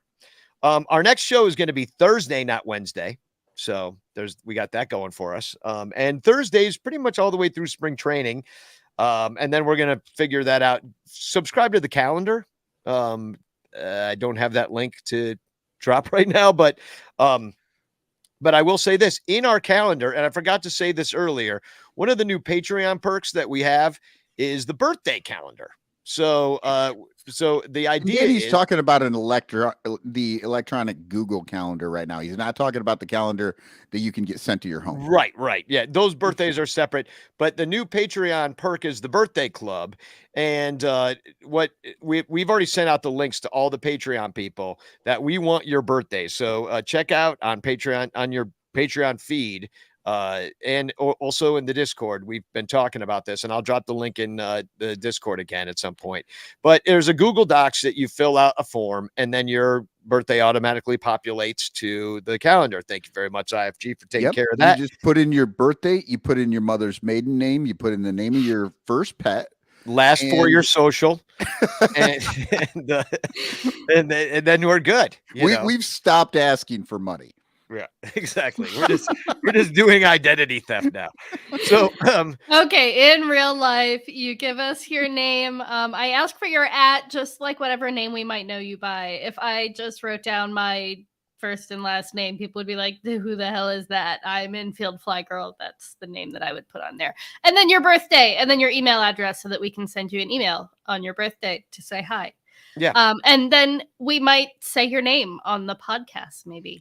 Well, I'm going to say 2 names right now. And one is Sean Waters, who just missed this. January 6th was his birthday, where he celebrated. Yeah, exactly. Can you imagine last year? He's just like out with his friends. He's like, oh, God, democracy's over. My birthday.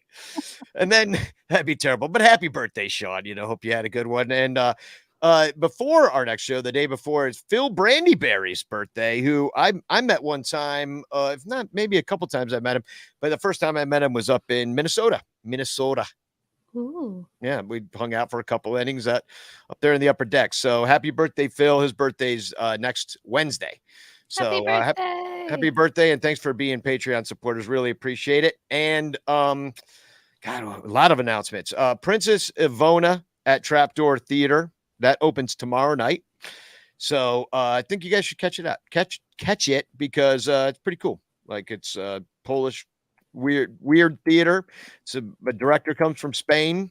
And if you're looking to do something a little artsy, a little off the beaten track, come see a show at my theater, trapdoortheater.com.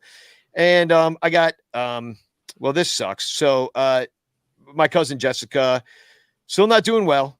Still in the hospital. Got a long road ahead of her, but she's alive and she's responding a little. And we've been getting kind of little updates, very slow going, it's still way more questions than answers. And all we do know is that it's going to be a long road to recovery. She had a stroke, a cerebral, what do they call it? Hemorrhagic stroke, which is the worst kind you can have. And we don't know like how much of her, what's damaged and what isn't, but there's a long road. And a lot of you guys, and I just have to say thank you so much. A lot of you guys, I put it out on Twitter, I put it out on Facebook, and a lot of people donated. I recognized a lot of names in there, and I just thank you all so much. Like it means a lot to me. I know that we kind of treat this Cub fandom like our family and our little church, and that's kind of how I feel about it. So we support each other in any way we can. I appreciate you supporting my family, even though she's a Pirates fan. So, but there is a GoFundMe. I'm going to drop the link in the chat. And I just want to put up a picture real quick of me and Jess. This is out in the bleachers a couple years ago. And she was just there last year when my mom played the organ and John Benedette got her in there. And it was... Yeah, and got my mom in there. We all went up there, and her boyfriend Jason, who's obviously going through it terribly right now, and just so this is Jess, and she's an awesome person. She's like super like fun loving, and like she took me like banjo night one night at the American Legion where they had $2 beers, and like she's always up for a game. She had Pittsburgh Steelers season tickets. Like she's a really cool person, and like it's just this sucks so bad. So thank you for any help that you can give. $10. If it all adds up, if we all do it, it all adds up to something that, can help her get back on her feet in whatever way, shape, or form that's going to be. So thank you, everybody. And a big thank you, we'll get off that. A big thank you to Miguel Esparza, who got me and Jeff free tickets to sit in the 10th row at the Blackhawks game. Look at me and Jeff sitting there. Aww. Yeah, we're 10 rows back. We had padded seats and everything. I hadn't been to a hockey game well, at a Blackhawks game. I went to a Wolves game one time with our friend Liam. But I haven't been to a Blackhawks game since 1983. Like most people watching the show, we're not even born. Last time I went to a Blackhawks game. Wow. So, and sat right in front of this guy, John Benedict, Cubs organist, who then proceeded to go up there and absolutely kill it with Miguel Esparza, who got us the seats and then sang Elvis for us. Like, I'm the luckiest man in the world. Nice. So I'm going to play a little bit of it. I won't play the whole song, but you got to check out some of this. I took this video.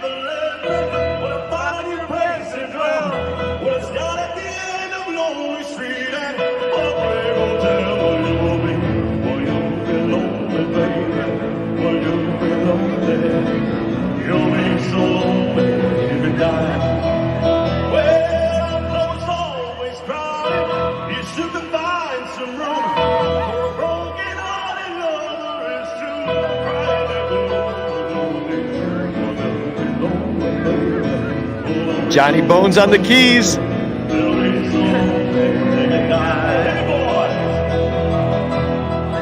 Yeah, this is so good. So fun. Johnny Bones. We're just screaming. I don't know who that guy is and why he's not me. Right. You know what I mean? Johnny Bones!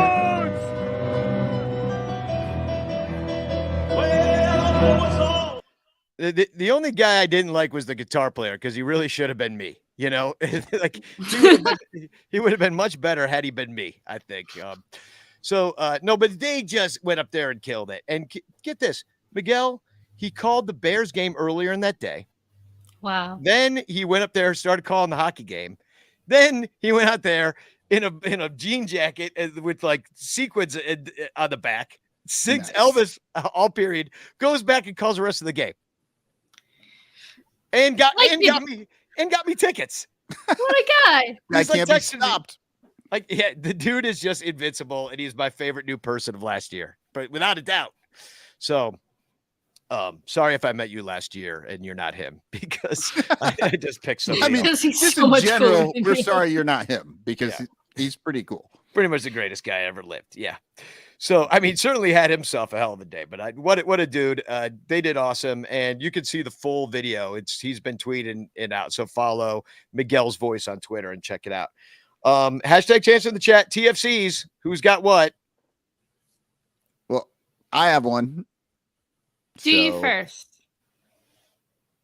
Okay, so this is Ian Happ asking people, hey, what are you looking forward to at Cubs Con? And, and of course, everybody's in there like, oh, we're looking forward to you, Ian, all this stuff. Except for Jay Fluck. He says, ripping heaters with Dernier or slugging back old styles with Lieber. It's a toss-up. Ripping heaters with their new, just out there heaters chain with smoking. Dernier. That does sound like a hell of a Cubs con, though. If that's what you did, you go back. Your wife asks you, hey, how was it? Well, that's great. I smoked 2 packs of cigarettes with my childhood hero. It was incredible. I sang karaoke with Lieber and did shots of Malort. So, all right, what do you got, IFG? Mine's depressing. Mine is positive. You want to do your sad one first? Yeah, I'll do a sad one. Yeah, okay. So Okay. Marcus Stroman was out there again, like God. doing the the old Jews control the media thing that he does. I'm honestly, I'm mailing my jersey back once the season starts. It's just like, what are you doing, dude? And he's standing up for Kyrie Irving. It's like, you really gonna die on this hill, you idiot? So then he tweets out this. He tweets out, no acceptance or approval needed from anyone. Intuition and Cool. confidence overall. And it's very meta because he actually retweeted himself. So it's like, Excellent. so in my feed, it was twice. No acceptance or approval needed from anyone. Intuition and confidence overall. He's doing his own research, I guess, that's the equivalent of that situation. Or So is it doesn't matter. Is he just illustrating that he doesn't need anybody else's acceptance or approval because by retweeting himself, it's his own acceptance and approval? He has accepted himself and his own ideas. Yeah. And he doesn't need any facts from other people. Doesn't matter. He's just whatever I think, I'm going to retweet, and then that makes it a fact. Right. He's a freaking cube. Somebody with a blue check mark retweeted me. It must be real. What an idiot. And then, he's not wrong about everything. It's just like he's just wrong on that. And I'm just like, please stop being really wrong. It's a really big thing to be wrong about. Yeah. Yeah, exactly. Sure, Gandhi wasn't all good. You know what I mean? Don't get me started. Gandhi used to kick kittens. No, I'm not doing it. This is not the show for it. Yeah. But yeah. Join us. If you're a Patreon member, join us over on the Discord afterwards. We'll talk all about how Gandhi was not all good. That's when we're going to talk about it. So, so on another date. So my flexing cube is a positive thing, and it is the president of the Palestine Baseball and Softball Association thanking Sophia Leo for providing them with some uniforms and some catcher's gear and stuff like that so that their girls softball team can get going. I was so lucky to meet Sophia this past summer, and cool. She's amazing. She was the first female umpire in Taiwan, and now she works for just so many different things, helping to enhance gender equality in sports around the world. And she's getting some recognition for that. And it's really cool to see. Hell yeah. That is awesome. We got to have her on the show sometime. Oh, man. If you know her like that, so maybe we can get her on. That would be, I'd love to talk to her about all of that, because I mean, just also being in Palestine, wow, it's a rough neighborhood, so it's like, she's doing very brave things. That's very cool. So hashtag chance in the chat, and you could win the chance postcard. I'm going to share my screen right now so you can see, and we can see who wins all together. Who will be the winner? Okay. There's always more than 10 entries. It always says 10, but it's always wrong. So get your entries in, hashtag chance, for your chance to win the chance. Here we go.